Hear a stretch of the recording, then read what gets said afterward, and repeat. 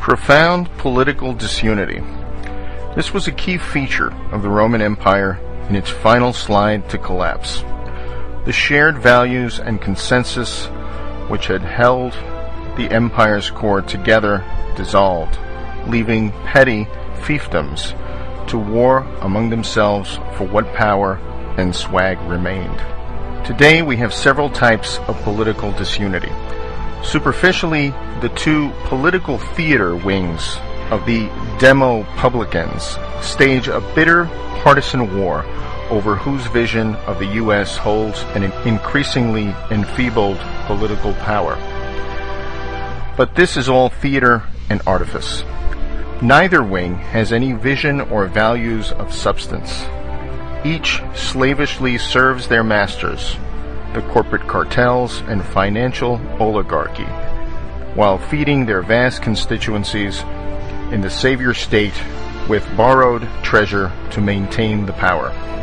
However, the real disunity is between a doomed status quo and those willing to deal with reality.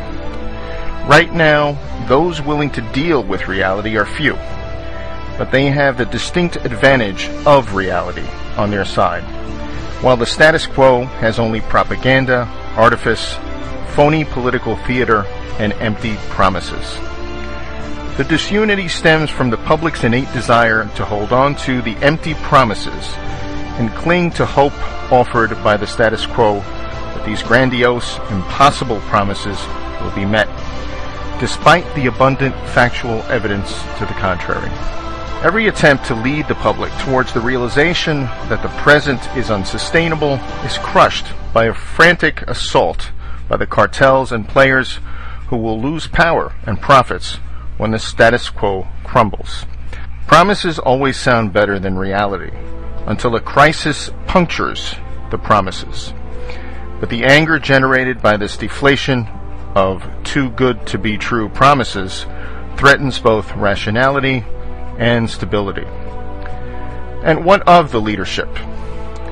The weakness of what passes for leadership today is not just a matter of bad luck, but of the corruption of politics to the point that it only attracts sycophants, moral midgets, and sociopaths. It's easy to blame those attracted to the game for this, but the real cause is the American people, who reject honesty in favor of artifice and promises. The American public is childlike, self-centered, myopic, ill-informed, and ultimately uncaring about anything but getting what's theirs. Thus, anyone who promises that their share of the swag will remain untouched wins, and anyone who suggests the swag is unsustainable is rejected. To the degree a nation gets the leadership it demands, then the U.S. is in trouble. We are now a nation of spoiled teens who get to elect their parents. No surprise, the ones who never enforce any penalties, those that have learned never to challenge their own bosses, the kleptocrats, and who dole out the most allowances, win every time. Thus we get leaders who refuse to challenge the financial power elites and cartels because the status quo would devote all of their wealth and influence to defeating such a challenger. And we get leaders who refuse to be honest with the American people because that honesty is rejected as unwelcome. A real leader persuades the public to grow up rather than pander to their primal desires. But such a leader would only have one term of office, let alone be elected at all. A funny thing happens when a nation allows itself to be ruled by kleptocrats. Such rule is intrinsically destabilizing, as there is no longer any center to bind the nation together. The public sees the value system at the top as I, me, and mine. Greed fed by complicity and corruption, and they follow suit by pursuing whatever petty frauds and corruptions are within reach.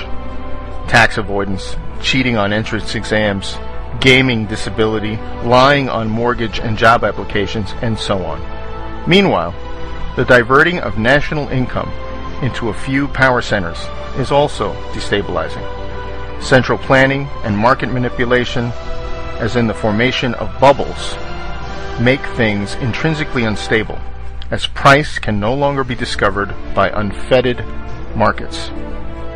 As a result, imbalances grow until some seemingly tiny incident or disruption triggers a cascading collapse. The power elites can't bear to part with any of their power or wealth, so their resistance guarantees systemic collapse.